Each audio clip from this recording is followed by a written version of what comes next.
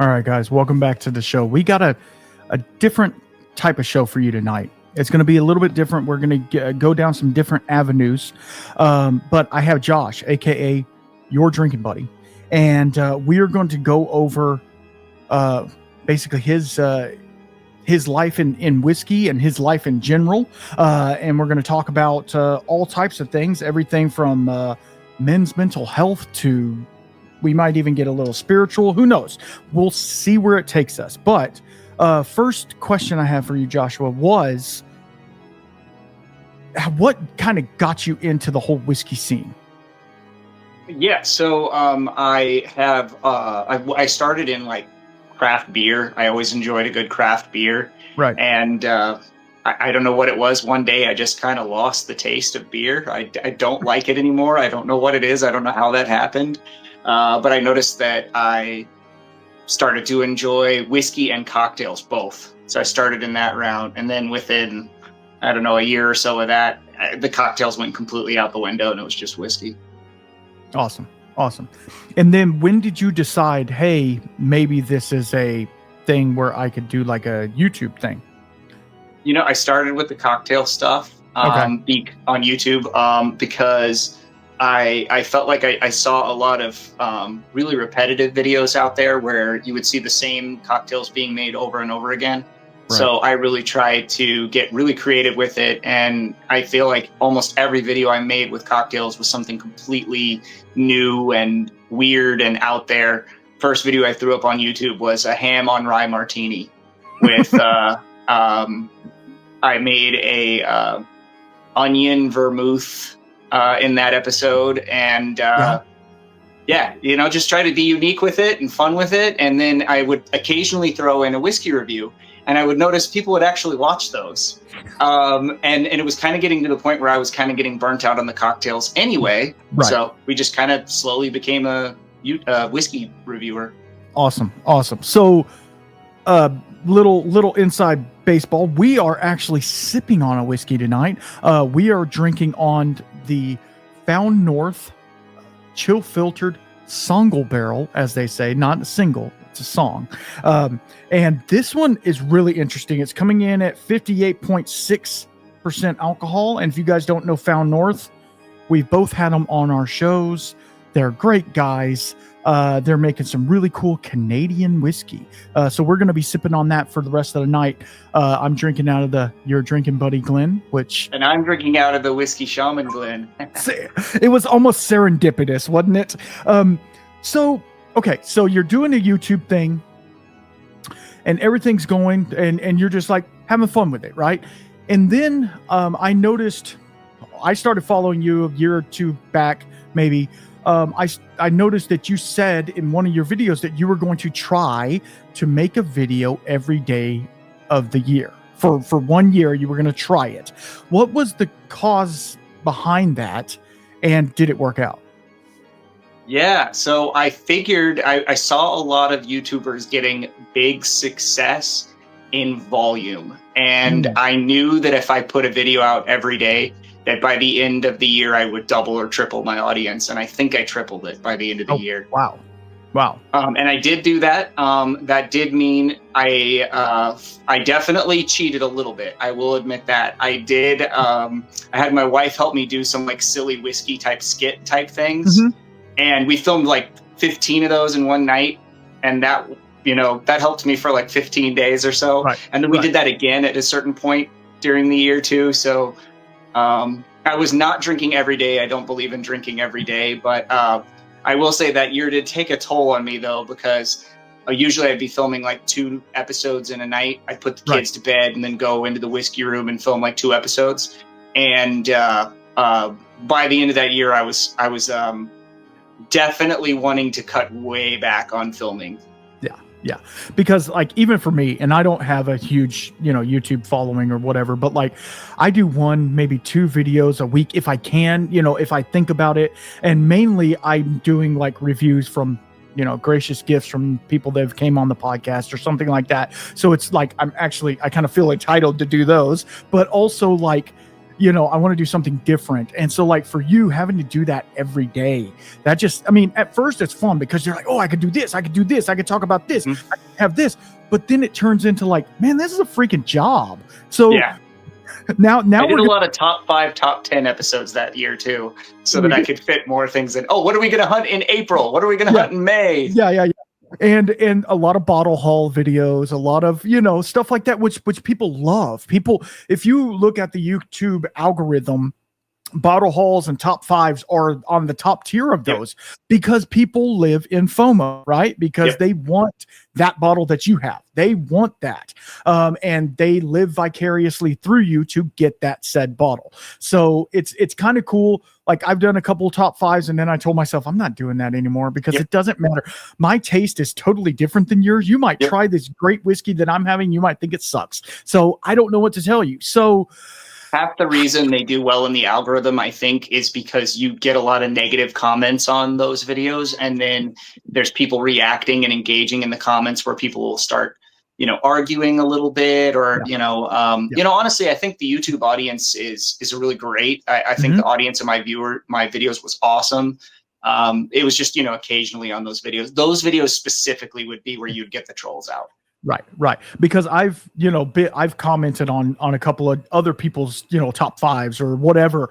And you see just the negativity flowing through there because guess what? Again, I don't like that whiskey that you like. Okay. Well, as the trolls do, they got to come out and they got to tell you they don't like what you like. So it turns into like kind of a pissing match here of like, oh, mine's better than yours. Yours better than mine. It doesn't matter. It's all the same.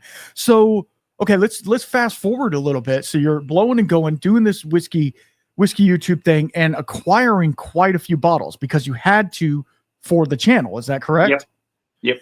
And so you acquire these bottles and you're like, okay, and you're getting bottles sent to you by brands and stuff like that. And so you feel, like I said, the obligation to do some sort of video about it or stuff like that. So when in all of that, did it quit being fun and start being work? Yeah, I think the main thing that started to be work was the editing and just the commitment to. So I was one that I don't really like to do anything haphazardly. I don't go in I don't put like one foot in. I go all in on things when I go in on them. And I'm someone that was still replying to every comment left on my videos and engaging with the audience. And I wouldn't have it any other way. If I'm going to do this, I'm going to go all in on it. And it definitely did start to take a toll where it started to feel more like a slog to get the editing done. And, there are times where I'm editing at like 11 o'clock at night, falling asleep with my phone hitting me in the face when I should just be sleeping. Absolutely. Because at the end of the day, it's very easy for you to get wrapped up in it. And, when you're editing at all hours and doing all these things, at the end of the day, this is what it was. I found it again. You do have a day job. This isn't your full-time job. So it's, and if you want to go into your personal background, you're feel all inclined to do that. But so having to put all this extra time, what is it doing to your life during this time? It's taking time away from your family, away from friends, other than whiskey friends that are sitting there enjoying all your whiskey. But, it's taking time away from that. And like your wife, I'm sure, like my wife right now, is like, hey, go do the thing. This is your thing. Go do it. How was the support level during all this?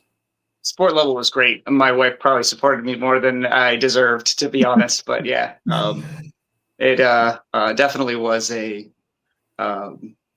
challenge. You definitely do give up some sleep for it, and you give up some time that would probably be better spent hanging out with the wife, hanging out with the kids. Right.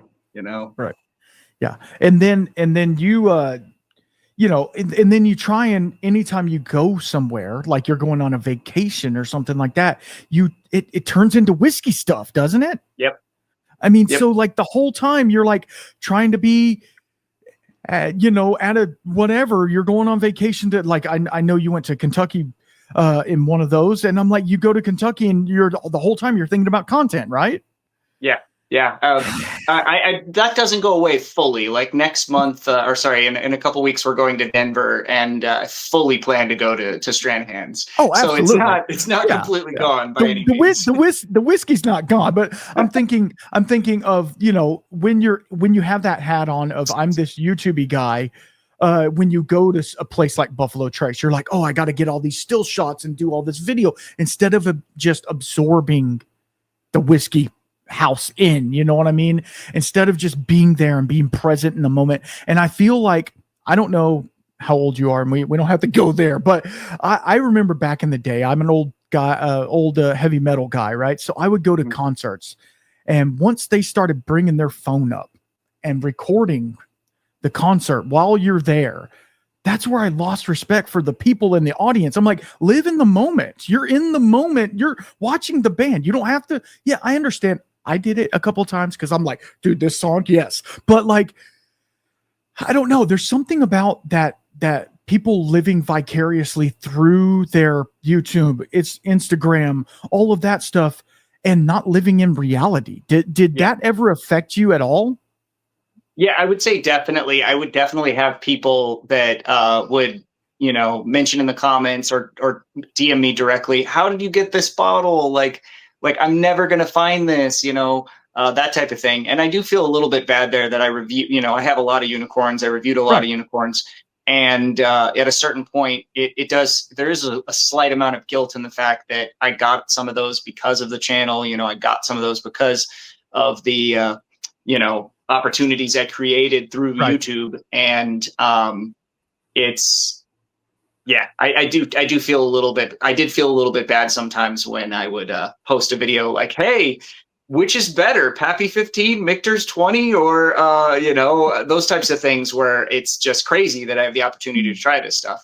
A lot of times it was just samples from generous people in the community, but sometimes I'm reviewing a bottle of something that a lot of people just wish they could get and they can't. And that does kind of suck.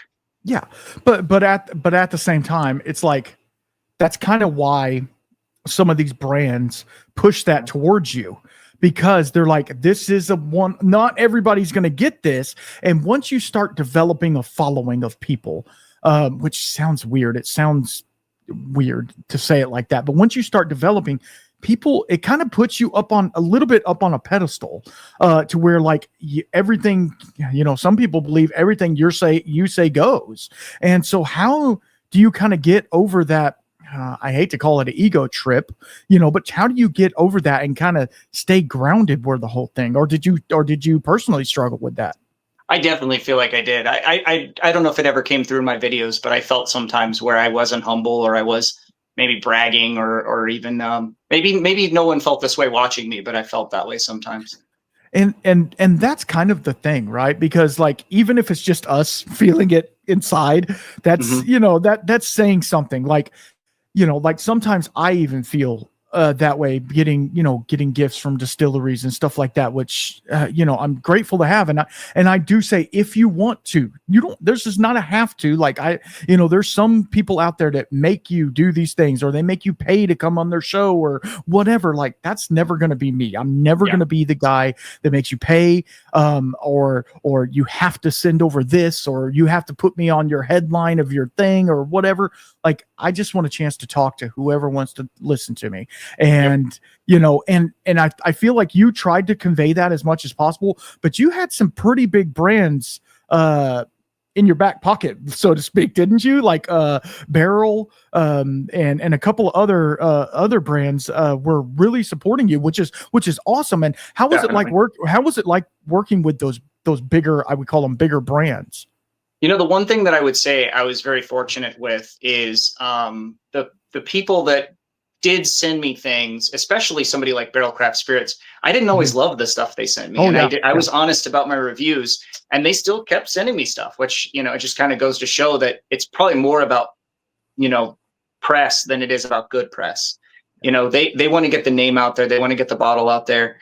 And if they can draw attention to their brand, even if it's negative, I think it's a net win for them.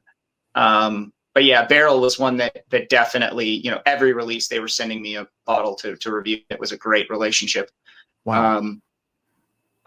Whiskey Del Bach was another one that was very supportive. Almost every release, they were sending me a bottle to review, and there's a few others, but yeah, it was a really cool. It was a really cool process to be able to review them honestly and not, if and not have to worry about if I trashed it, I'm never going to hear from them again. And I found that kind of rewarding that they were honest about it, and they wanted they wanted legitimate feedback, not just a yes man. So. Right. Absolutely. Okay. So let's get into the decline. Let's talk a little bit about when did the whiskey tube thing start to become too much of a job or take too much of a toll? Was there a breaking point, or was it just a gradual juggernaut pushing you away from other things that you love? Yeah, I definitely think that it was just a slow process. I don't know if there was an exact moment. I do remember about this time last year, I remember filming a video with a amazing sample that Brooks had sent me of a really special 27-year Willet. He had sent me a sample of, and this is like one of the best whiskeys I've ever had. And no one will ever see the video for the light of day, because I was just kind of somber and sitting there like, guys, I don't know if I want to do this anymore. And I was really honest in the video, but it was just kind of a weird thing where I was just like, I feel like I'm spending too much time on this, and it's taking me away from things that are more important. And yeah. Wow. Family, faith, those types of things, I think it was taking me away from. Wow. So how do you discern when to call it quits? When it's a gentle push, or is it a full on push you off the edge type thing? When do you know that, and how do you discern from that? I don't know. Some people might call it a calling. I don't know if it was a calling necessarily, but I do feel like it was time to be done. It was time to walk away. And it almost did feel like I was being told, you don't need to be doing this anymore. Focus on what's more important. Right. Yeah, I definitely do feel like there's a little bit of that. And I do have something kind of out there to admit. I haven't really told anyone other than my wife, but just the other day, somebody reached out to me, and I'm not going to mention who, because I don't know if the person would want me to mention it. Somebody reached out to me and said, I'll pay for an editor if you come back. And that was kind of hard. I almost said yes, but I said no, because I feel like I feel like it was the right move and the right time to walk away. Even if I didn't have to deal with the editing, I think it still is better for me to not have to worry about when I'm getting that next video up, or when I'm going to have time to film that next video, or do I have good enough content for the next video, and things like that. So let's talk about this for a little bit, because when we're on camera, when we're on screen, we even though we try not to, I try to be my genuine self all the time, but we do kind of turn into somebody else. When did your personal identity that was tied to being the whiskey guy, how was it like that to kind of like lay that aside and be like, I'm no longer this guy? Like, you're still the whiskey guy. Don't get me wrong. I see all the bottles behind you. I see you, brother. But when did you realize how hard was it just to lay that aside and be like, okay, we're not going to do this anymore? Or big pause, or the little staycation with it, or however you want to do it. Like, because with the good thing about YouTube and some of the other things is you can walk away from it for a month, a year, or 10 years and come back. You might not have the followership that you had before, but you can continue to create because you still have the camera. You still have the whiskey. So it's like you could always come back to it. But how much of your personal identity was tied to being that whiskey guy? Probably more than needed to be. I think that I do love whiskey, but I don't necessarily need my entire persona to be based on something that is, something that I admittingly love, but is also a poison, something that actually ruins some people's lives, ruins some people's families. And at a certain point, how much, this is getting deep, but at a certain point, how much is how much of a good thing is it to encourage that? Yeah. How much of a good thing is it to you know, talk about whiskey all the time? And I don't know. Yeah. And I mean, obviously the listeners are going to know that like I've been struggling with this as well. Like I mean, good Lord, this will be episode 144 or something like that. So like I've talked about whiskey for years, and years before that, before I had a camera in front of me, I talked to people about it, and it's cool. Don't get me wrong. I love every aspect of whiskey and how it's made, and I love tasting it, and I love doing all the things. But like at the end of the day, is it really filling your cup? Is it really, or is it taking things away? And like you said, it is a poison. And these things, it's a poison our body enjoys. Don't get me wrong, but is it doing more good than bad in your world? And so, how was, and you don't have to get into this, the effect of recording and stuff obviously had a toll on the family. You have a kid as well, correct? Yeah, I have 2 kids. Okay, 2 kids. So obviously recording, you guys like put the kids to bed. I got to go record or whatever. And then so like let's talk about now. You've been how long? When was your last video put out? I want to say it was in April, right? April, I think so. Yeah. Yeah. So you've got a couple of months, a couple 3-4 months into this. What is life like now? I do feel less pressure, which is great, because I felt like I was always under pressure to get the next video out, to think of the next great idea, to think of the next blind flight, and things like that. And there's nights where I get home from work and I want to have like a pour or two, and on the filming nights that might turn into 5 pours to do a flight or something like that. And I just most nights I'd rather have 1 or 2. And not even every night. I don't think you should drink every night. I think you should give your body a break. But yeah, absolutely. Because here's the thing. And this is a study I saw. It was probably some influencer saying something about it, but they said that having 1 2-ounce pour, let's say that, it takes you 2 days for your body to recover from that 1 pour. Now, let's say you are doing a flight and you have 5. Now you're not drinking 10 ounces of whiskey, right? You have small amounts of whiskey in there. It's not like you're sitting there chugging bottles, but at the same time, because I've done it, because you've sent me blinds and I'm doing 5 or 6 at a time. Obviously very small pours with water and all the things, but like by the end of the night, you've probably had 3.5 ounces of liquid. And it's like of all different proofs and stuff like that. So it's really like it can catch up with you really fast. And then sometimes when you're around people, you're having a good time, the pours seem to flow a little faster. And and when you have people, coming to hang out and you're like, hey, try this. Hey, now try this. Because I've done it before. We have a large family that comes over to our house for Thanksgiving. I got my little whiskey room. They go in there and I'm pouring samples for them. Next thing you know, there's 10 Glencairns sitting out with whiskey in them, and we're doing a flight or we're doing this. And it's like, okay, this is fun. It's cool. But like, you can't keep going down that road. Obviously there has to be some sort of stopper in there. And that's why I've always condoned, and I'm sure you do as well. Like if you feel like you need a pour, probably not the right time to get a pour. You know what I mean? Like if it turns into a necessity more than a pleasure, then there's an issue. And I've talked about alcoholism and stuff like that, because that's a big topic in our field, right? Everybody's like, oh, you have all those bottles, you must be an alcoholic, right? Well, I usually say to that, they're not empty, but yeah, exactly. If they were all empty, that'd be one thing. But I mean, I did a video recently, and it was me throwing away all my old bottles, right? And I put them in the trash can and threw them in the dumpster. Well, I did like a dumpster review, and I was like, yeah, this one pretty good, whatever.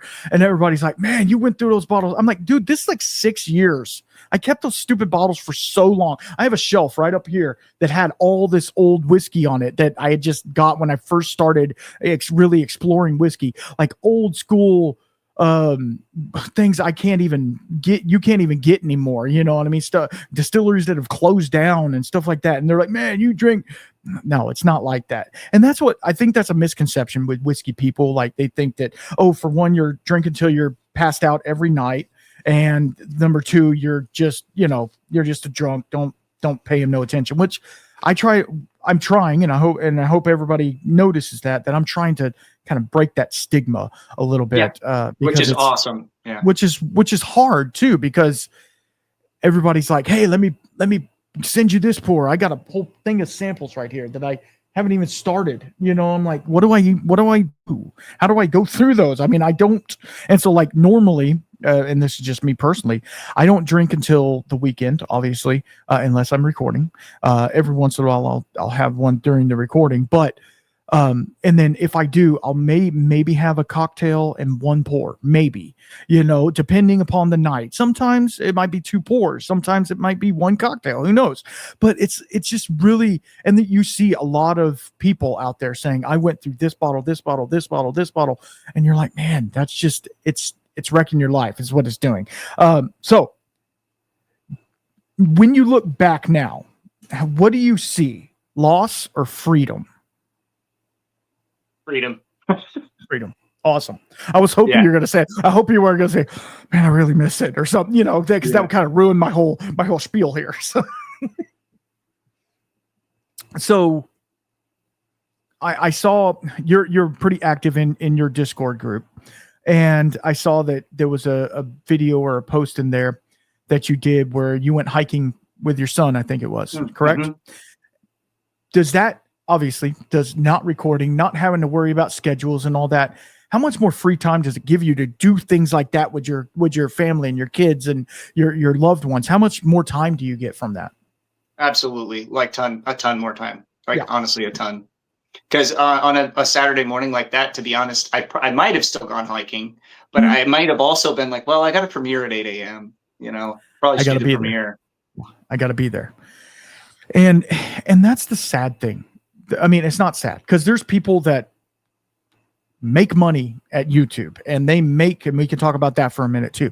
They make money at YouTube, and that's their job, quote unquote job. And they do it when they can, but then they also can take themselves out of it, separate from it, because, think about it. Most YouTube channels do one video a week. They premiere it, it's done, but it might take them all week to edit it or, whatever, but they have the time. Like I know one of my good buddies, he has a distilling channel, and he puts one video out a week, but he's like, this is my job. So I can spend 4 hours in the morning editing part of it, go do stuff with the kids, and then do something else, and it doesn't take up as much time. But when you have a day job, and when YouTube isn't paying you, I don't even know how much it is, absorbent amounts of money. It's what it sounds like. None of us are like Mr. Beast out here, so it's like, what, and you don't have to talk about this. Was the payoff at the end worth all the sacrifice? Essentially, I was spending every penny that I was making on more whiskey for the channel to have the newest stuff to review. So I would say most months I didn't make anything, because I would spend more money on the whiskey than I would that I made. Right. So, well, and that's part, and I don't know if this is specifically with whiskey. I'm sure it's with other things as well, but like, everybody wants to hear the review on the new bottle. They don't really care about that bottle that came out 6 months ago. That's already been reviewed, and everybody does it. Everybody's talking about the new this that just came out, and it's, double oak, triple this and that. That's what everybody wants to hear. This guy's review, your review, everybody's review on that specific one, instead of saying, I've heard a review of that, now let's move on to something else. So it's that, again, going back to the FOMO part of it, but it's also like, so then that makes you turn around and say, hey, I got to get this new bottle. I got to get this new thing. And then it makes you accrue, and we can talk about this now. It makes you accrue a vast amount of whiskey. And I know you probably don't, or you might know your bottle count right offhand. That's kind of like your body count, right? You don't really want to talk about that a whole lot, but I feel pretty confident that if I never bought another bottle of whiskey for the rest of my life, I don't think I would run out of whiskey. No, I mean, yeah, you have enough stag just for that. Yeah.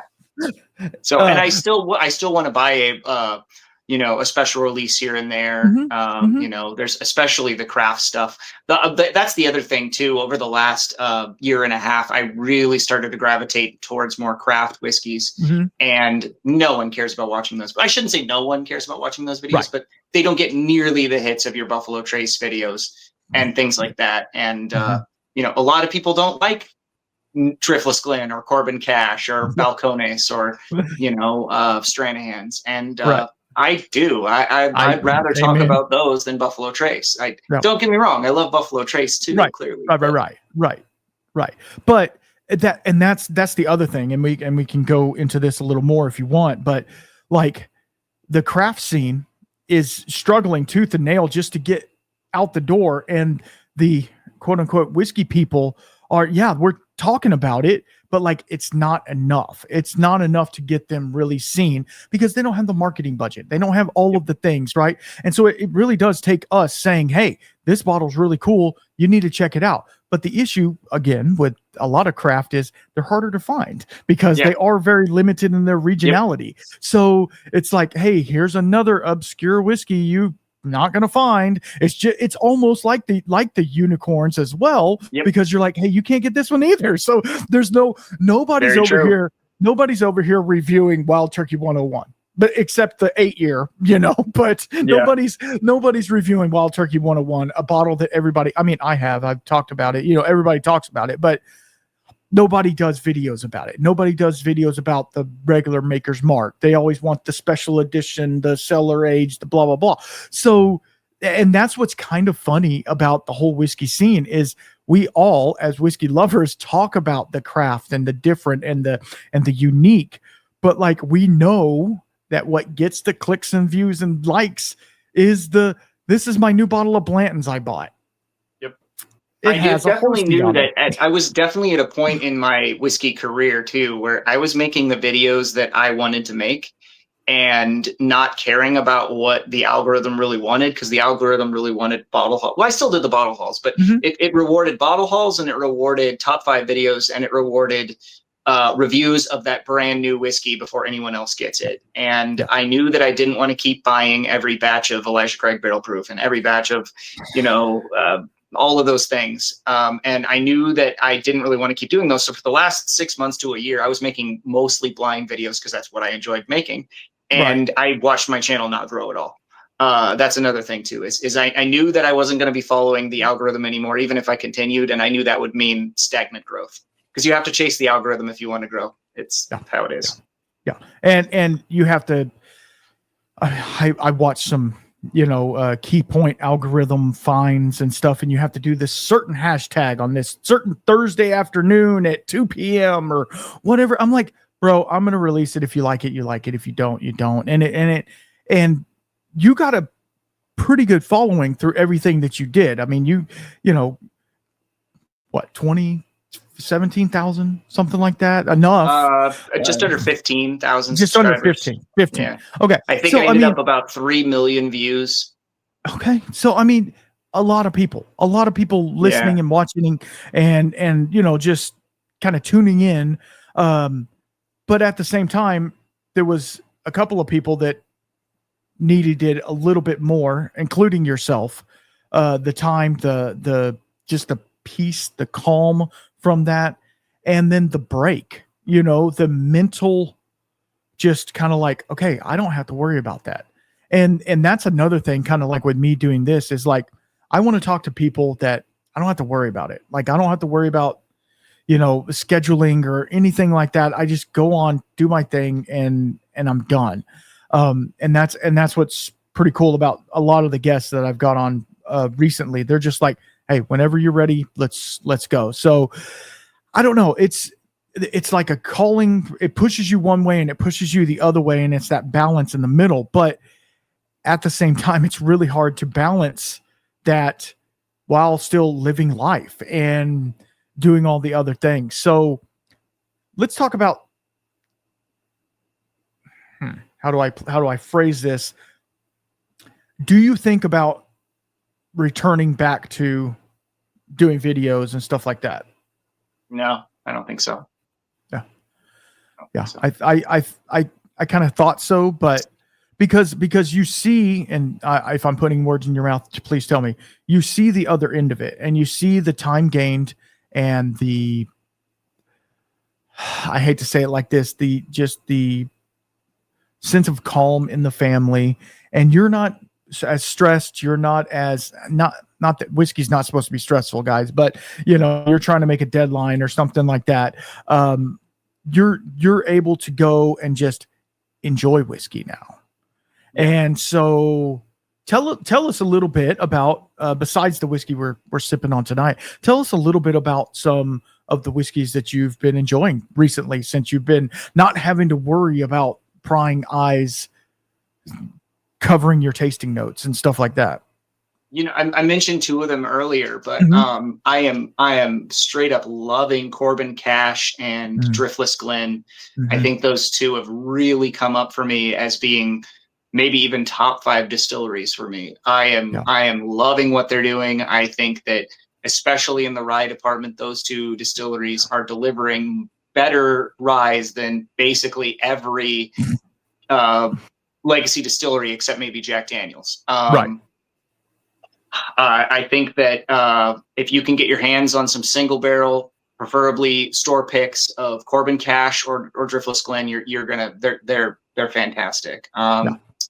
Let's see.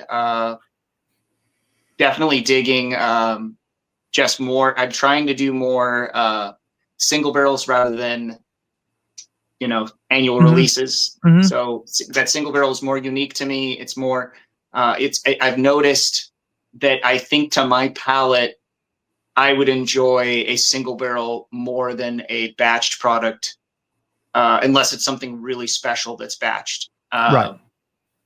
That batched product is going to be blended to that specific blender's flavor profile or whatever they're trying to aim for, whereas that single barrel can really sing with more unique, interesting, weird even notes that you're just not going to get off a blended product. They're not going to leave that harsh edge in there of this weird blueberry thing that doesn't taste like the normal stuff they're putting out. Right. Which I'm like, oh man, I'm liking this blueberry thing. What's going on here? Yeah.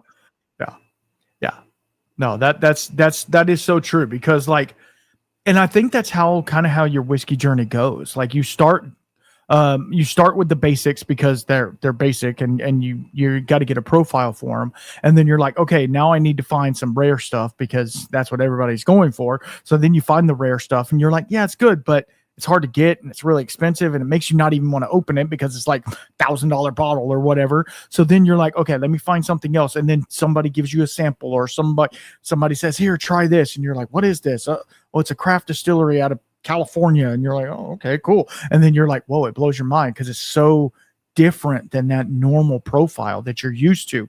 Because don't get me wrong, Kentucky bourbon is doing a thing, right? They've done a thing for a long time, but there's some guys out there scattered all over the U.S., and we're not even talking about ASMs and scotches and stuff like that. But there's some guys out there that are just knocking it out of the park.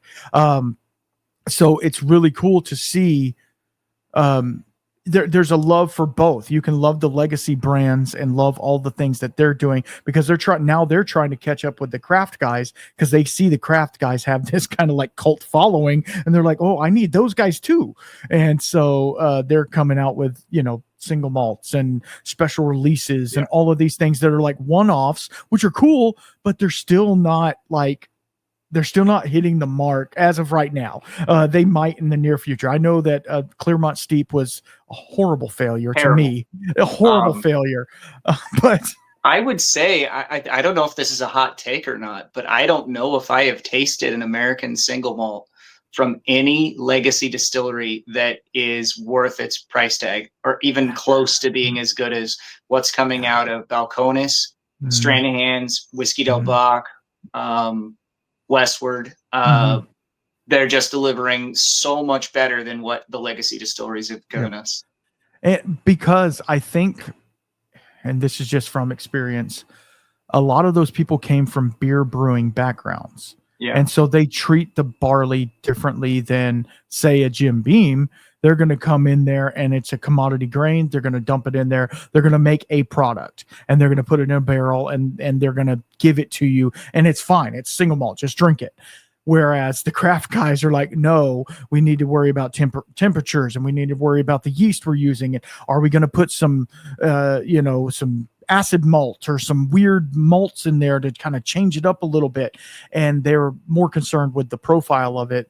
That might just be me. I don't know. I might be making this up and everybody's using distiller's malt and Fleshman's dry active yeast, whatever. But I doubt that though, because I've been to a number of distilleries that are not doing that thing. They're doing a lot of specialty malts and a lot of things to make it just a little bit different, which is really with cool. malt whiskey, it seems to me like when you're only working with one grain, it's a little bit more of an art to make a special product. Absolutely. Meanwhile, it's almost hard to make a bad bourbon. People will trash on a bourbon that I'm like, if you drink that, it's pretty good. Like even a bad bourbon is still pretty good. Yeah. Corn is so forgiving. Rye is so forgiving. And there are bad ryes out there for sure. But, there are. I would say the average bourbon, like even your bottom shelf, your Jim Beam white labels and your Dickel 8-year, not for me necessarily, but it still drinks pretty decent. Right. I mean, you could put it in a Coke, it'll be fine, right? Yeah. It's fine. So, all right. So let's move on to, besides what you're doing now, where do you see what you're, other than what you're doing with whiskey, is there a specific bottle in the future that you're looking for? Like something either allocated or craft that you've heard whispers of coming out that you're really digging right now? I definitely am chasing every Jack Daniel's release. That's not stopping.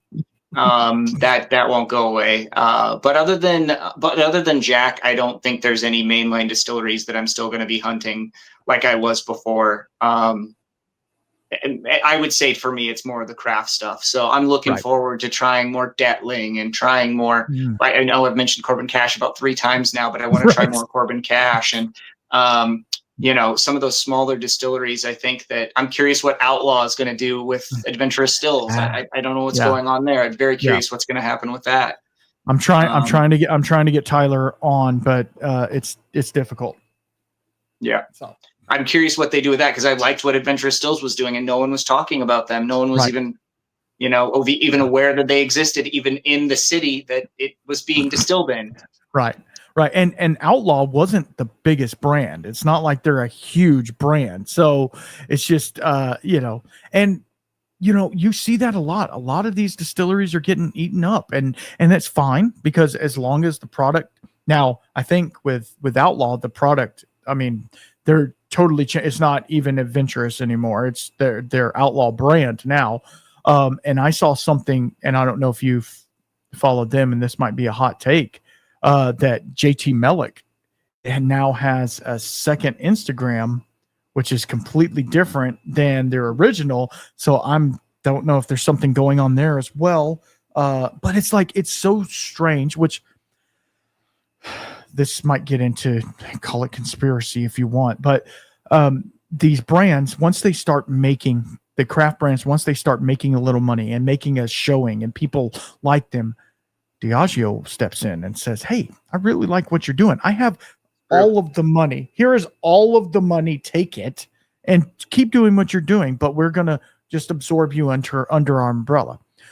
Both good and bad, right? Both good and bad, because as of right now, Balcones got bought up by Diageo a couple of years ago.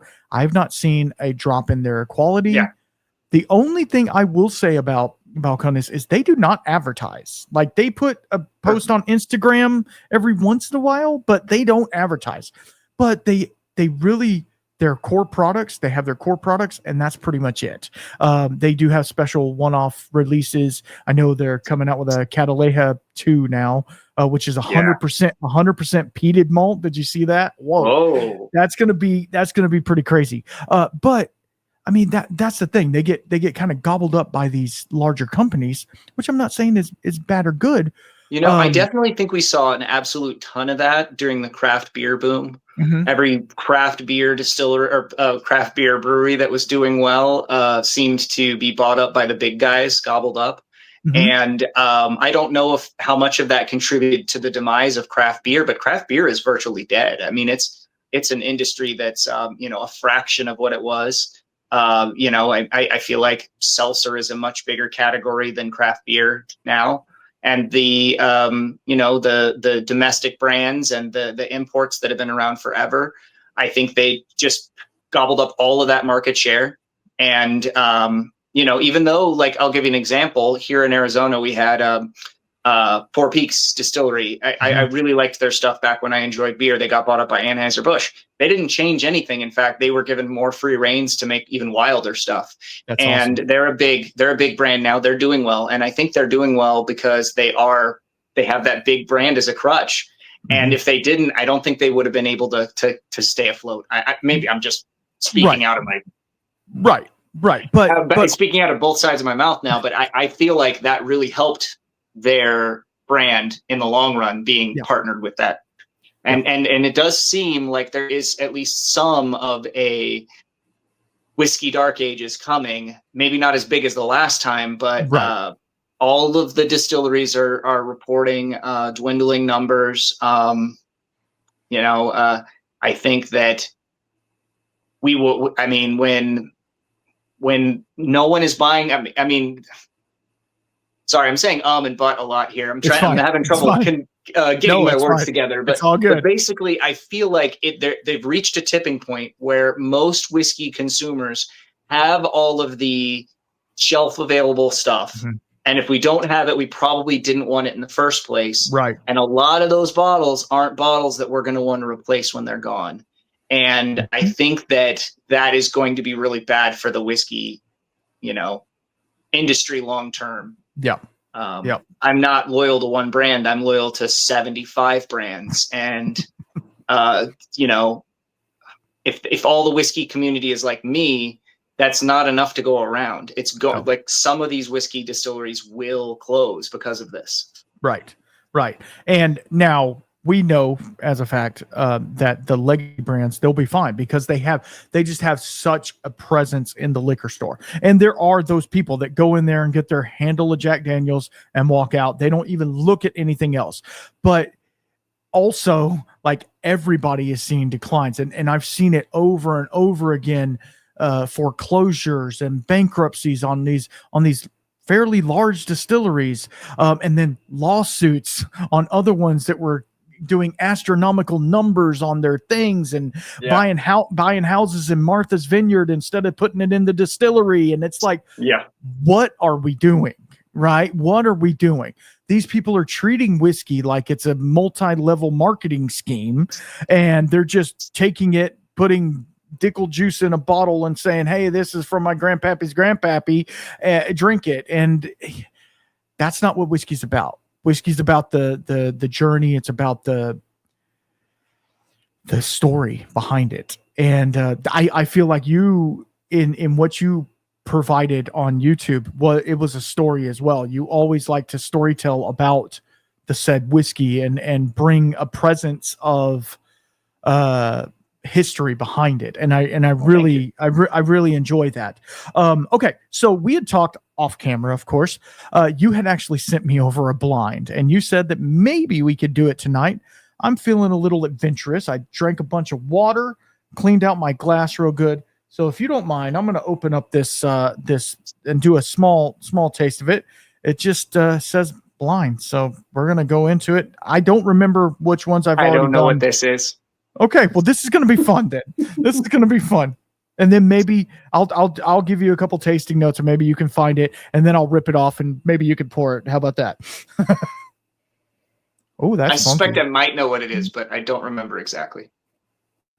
That is like Stetson cologne.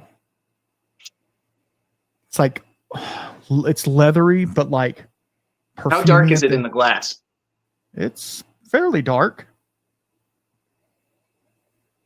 Man, it has a really floral nose on it, like really floral, but like a little citrusy as well. I'm going to go on the taste.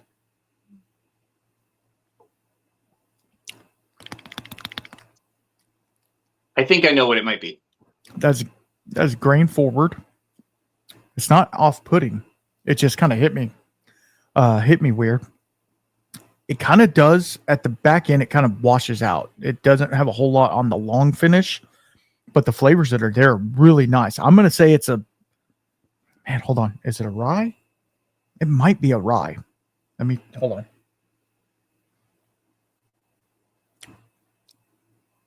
I'm going to say it's a rye whiskey because it has that dusty, spicy note to it that I'm going to say it's a rye, not finished. 100 proof. I don't think it's super proofy. I don't have a distillery or bottle guess because I have no idea, and there's a lot of bottles behind you. So, you want me to pull the tab, or do you want to think? Hold on. You say what you think it is. I think this might be a Texas blend that I did. Okay.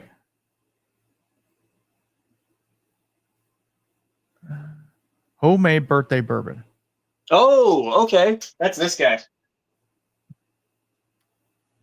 Oh, okay. So it's not really birthday bourbon, but I put it in the birthday bourbon bottle. It's Old Forester Statesman and 1910. And then barrel spiral for 2 weeks. I left it in there much longer than that, but after 2 weeks, you get very little return. Right. And then I also put in about 2 ounces of an Old Forester single barrel proof to get the proof a little higher. Okay. Anyway, I'm surprised you had said that you got a grainy thing because this one drinks pretty old to me. Well, I don't know. There was something on the taste, and maybe I was tasting the oak, and it was like the oak grain instead of like the grain of the actual whiskey, because it is fairly tannic. Obviously, it's really good. I enjoy it, but it was a strange like feeling in my mouth. It was kind of anyway. Moving on. It's guys. If you're not doing blinds, what are you doing? Like you need to blind because that's the best way to get into whiskey. And that's the best way to really understand the different flavors. Try, like I like to do blinds of different things. So like it'll all be bourbons or it'll all be rye, but then one is finished, one is hazmat, one is a shelf bottle, one is an allocated bottle or whatever. I'll try them all together because it takes all perception out. It takes everything that you were thinking before, like, oh, that must be good because it's a highly allocated bottle or whatever. It takes all that out, and then you end up liking the Jack Daniel's rye, whatever. Out of all the other thing I would say too is you definitely would recommend to the people in the community, especially if you get that bottle you don't love, try experimenting with it. Try some blending and mess around with some blending. Mess around with some home aging, buy those little charred oak spirals, drop some spirals in there, try it out. Another thing I would recommend is if you really hate a bottle, give it to somebody else in the community. Yeah. I hear people do drain pours and it makes me cringe so bad because if you don't like it, that doesn't mean that somebody else won't love it. So give it to a friend in the community if you don't want to like experiment with it, something like that. Absolutely. But also I always look at it, and of course this is from my side of the things. I always look at the person that made that whiskey. The hard work that went into making that whiskey. Now, I know with some of the bigger brands, it is fairly automated and maybe there's not as many hands on it, but still somebody had to bottle it. Somebody had to put the label. Somebody had to do all the things. And just like, to me, I feel like all whiskey, even if it's not your flavor, even Kessler's blended whiskey has a place somewhere, right? I would say especially as a craft lover, there's so many times where I will review a craft whiskey and the comments will be loaded with, that is the worst whiskey I've ever tasted. I poured it right down the drain, that type of thing. And I'm just like, well, first of all, you're crazy. But second, just give it to somebody in the community. Yeah, absolutely. Absolutely. And that's what, and we'll talk about this for a second and then we'll wrap it up. But that's one of the things that I personally enjoy very much is the whiskey community.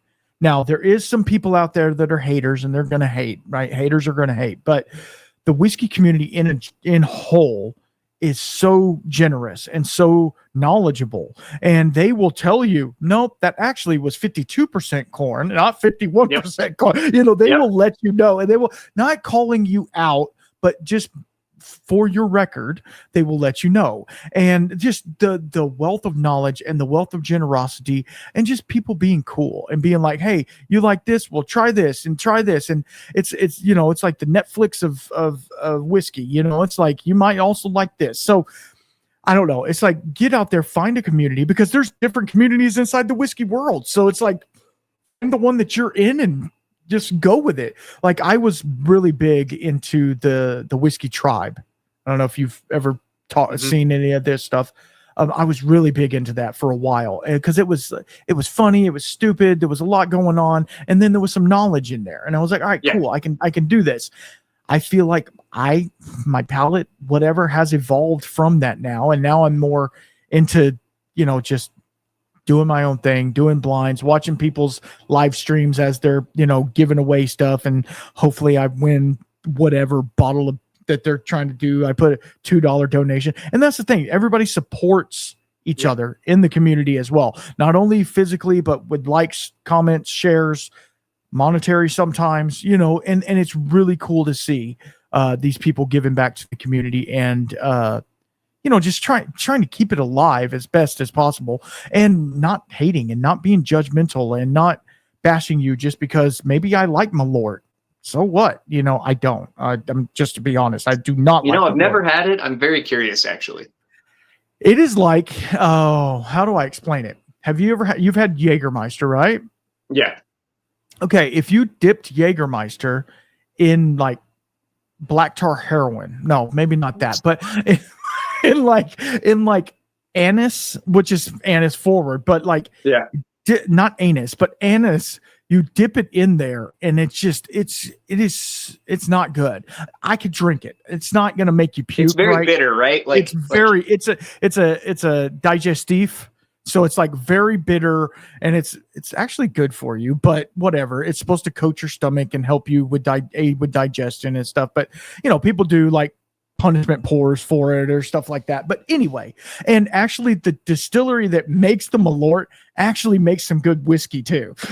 So just I've had a couple Jepson's picks, and they were pretty solid, actually. They are. I had one that was port finished, and man, it was really nice. And I was like, oh man, because it has that label on it, and everybody's like, oh no, don't pour that one out. But yeah. So what do you tell people that are wanting to get into, and hopefully this is a good part to talk about this, that are wanting to get into Whiskey Tube, with doing a whiskey channel?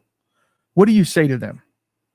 I would say it might not be a great time. I think that the Whiskey Tube is pretty oversaturated, and whiskey is on the decline. It might not be the best thing to try to jump into. Yeah. But if you are determined on it, and you're determined on anything, I think you can do it. So if you really wanted to get into it, I would say audio and visual are very important to people. And if you come in without those at a high level, people won't take you seriously.